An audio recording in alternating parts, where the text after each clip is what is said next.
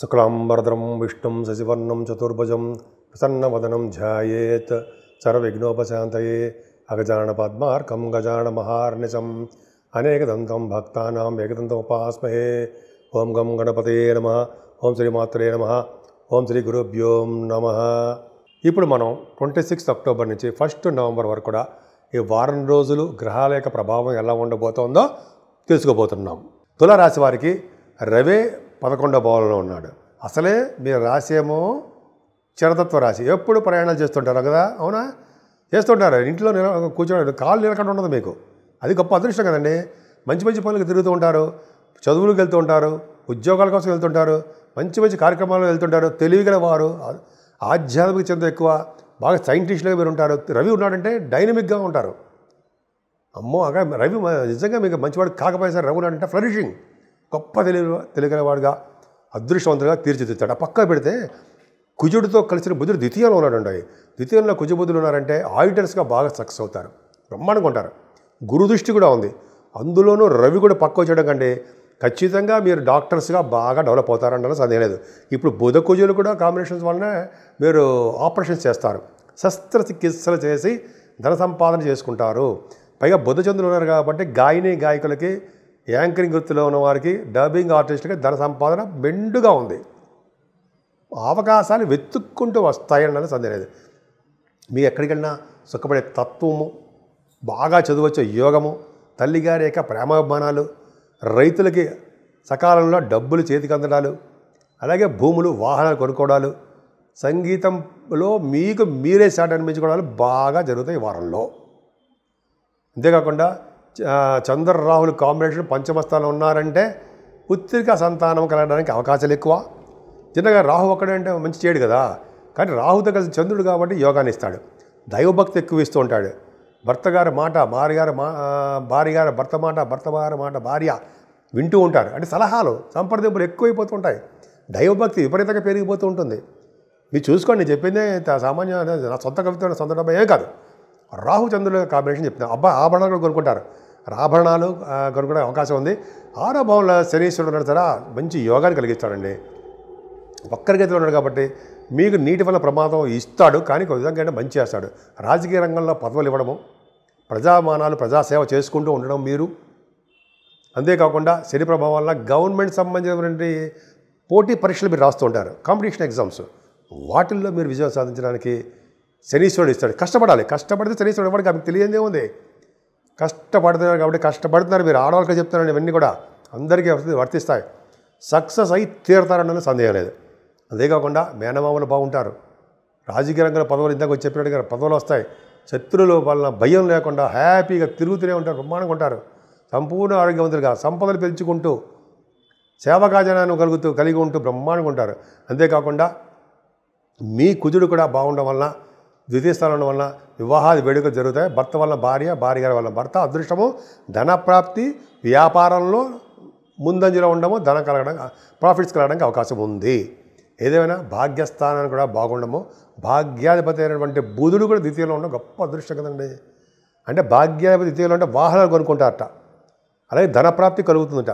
విదేశాలు వెళ్ళడానికి డబ్బులకు ఆటంకాలు లేకుండా విదేశాలు వెళ్తారట. చదువు కోసం మీరు వెళ్తున్నారు. మీరు చదువు కోసం ఉన్నతమైన విద్య, ముఖ్యంగా ఫస్ట్ పాయింట్ ఎవరికంటే ఎంబీబీఎస్ అయిపోతారు, ఎంఎస్ కోసం వాళ్ళు విదేశాలు వెళ్తున్నారు. డబ్బులకు ఆటంకాలు ఉండవు మీకు.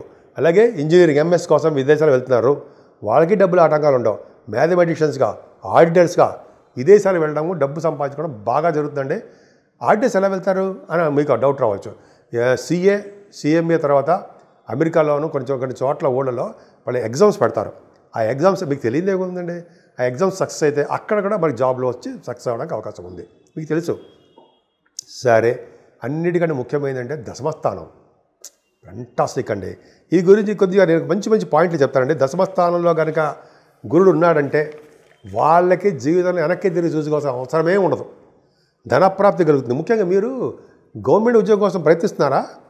అయితే ప్రయత్నించండి, కష్టపడండి, గవర్నమెంట్ జాబ్ వచ్చి తీరుతుంది. ఎందుకంటే దశమస్థానంలో గురుడు ఉండడం వల్ల ఖచ్చితంగా వాళ్ళు గవర్నమెంట్ జాబులో ఉంటారు అని శాస్త్రం చెప్తోంది. అంతేకాకుండా అండి విశేషమైన ధనవంతులుగా చేసేస్తారట. అంటే మీకు ధన సంపాదన ఎక్కువ పెరుగుతుంది బిజినెస్ల ద్వారా. మీ అంటే మీ బిజినెస్ అంటే వ్యాపారాలు ద్వారా, మీ ఉద్యోగం చేస్తుంటే ఉద్యోగ ప్రయత్నాల ద్వారా, ప్రమోషన్స్ ద్వారా ధనప్రాప్తి బాగా కలుగుతుందండి. ముఖ్యంగా ఉద్యోగంలో మీకు మార్పులు సంభవించి ఉద్యోగంలో ప్రమోషన్స్ వచ్చి దూర ప్రాంతాలకు బదిలీ అవ్వడానికి అవకాశం ఉంది. కొంతమంది పురాణ శ్రవణం చేస్తుంటారండి. అంటే మన గురువుగారు వాళ్ళు మనం వింటూ ఉండాలి. పురాణ శ్రవణము, దేవాలయాల అర్చకత్వం, దేవాలయాలకి పూజారిగా ఉండడము, దేవాలయాలకి అధికారిగా ఉండడము, న్యాయవాద వృత్తిలో బ్రహ్మాండంగా సక్సెస్ అవ్వడం, దశమాల్లో గురుడు. మీకు ఎటువంటి కోర్టు కేసులు అటువంటి నుంచి బయటపడము, పౌరోహిత్యం ఉండడము, ధర్మశాస్త్రాలు తెలిసి ఉండడము, ఉపాధ్యాయ వృత్తి అంటారు సరే, ఉపాధ్యాయ వృత్తి అంటే ప్రొఫెసర్స్గా, లెక్చరర్స్గా, బ్రహ్మాండంగా ఉండడము, లాయర్గా ఉండడము, కవిత్వం చెప్తూ ఉండడము, యజ్ఞ యాగాలు, క్రతువులు చేయించడము. నిజంగా గురుడు సామాన్యమైన యోగం ఏమంటుందండి, జ్యోతిష శాస్త్రంలో కూడా మీరు బ్రహ్మాండంగా ప్రచారం చేస్తున్నారు, సక్సెస్ అవ్వబోతున్నారు. ఎంత ఉంది కదండి. పైగా దశమస్థానం ఏంటి, చరరాశి అంటాం కదా. అంటే మీరు చేస్తున్న ఉద్యోగాలు విదేశాల్లో కూడా వెళ్తారు. ఉద్యోగం కోసం విదేశాల్లో కూడా ఉంటాయి. మీకు ఉద్యోగాలు విదేశాలు ఉండడము, ఉద్యోగ రీత్యా ఫారిన్ కంట్రీస్ వెళ్ళడం ఖచ్చితంగా తీరుతుంది. అంతేనా? 11వ భావంలో ఉన్న కేతువు లేడా, ధనప్రాప్తి కలిగిస్తుంటాడు. రియల్ ఎస్టేట్ రంగంలో ఉన్న వారికి ధనం బాగా ఉంటుందండి. ముఖ్యంగా వాళ్ళ భూములు అమ్ముడుపోతూ ఉంటాయి. అలాగే భూములు కానీ భవంతులు కానీ లేకపోతే అపార్ట్మెంట్స్ అనుకుంటాం, అవన్నీ బాగున్నాయి. కానీ మీ రాష్ట్రాధిపతి శుక్రుడు 12వ భావంలో శుక్రుడు ఉండడము, అలాగే శనిచ చూడడం వల్ల మీ యొక్క ఆలోచనలు వక్ర మార్గాల్లో వెళ్తుంటాయి. ఎంతో బ్రహ్మాండంగా నియమ నిష్టలతో ఉంటారు మీరు. కానీ మీకు కొద్దిగా థాట్స్ మారిపోవడం వల్ల కొద్దిగా జాగ్రత్తగా ఉండండి. మీకు చెడు స్నేహితులు, చెడు స్వభావము, చెడు అలవాట్లు కొత్తగా నేర్చుకోవడానికి అవకాశం ఉంది. కొంచెం జాగ్రత్తగా ఉండాలని. అమ్మవారిని పూజిస్తే సకల శుభాలు కలిగి తీరుతాయి. నేను మీ వాడ్రేవు ఆదినారాయణరావు శర్మ, CMA. నేను నా సెల్ నంబర్ 7075389589, 7075389589. కింద స్క్రోల్ అవుతుందండి. మీ జాతకాలు చూపించుకోవాలనుకుంటే మా ఆది ఆస్ట్రాలజీకి ఫోన్ చేస్తే తప్పకుండా మేము పరిష్కార మార్గాలు, మేము కాదు నేనే పరిష్కార మార్గాలు సూచిస్తాను. అంతేకాకుండా date of birth, time of birth ప్రతిసారి చెప్తున్నట్టుగానే ప్లేస్ ఆఫ్ బర్త్ ఉండాలండి మీకు. అంతేకాకుండా ముహూర్తాలు, పెళ్లి ముహూర్తాలు కూడా. అంతేకాకుండా మ్యాచింగ్ ఆఫ్ ఉంటుంది కదా, వధువు వారి లేక జాతక పరిశీలన, అది కూడా మన దగ్గర చేస్తాము. మీకు ఏమైనా కావాలనుకుంటే తప్పకుండా మాకు ఫోన్ చేయండి.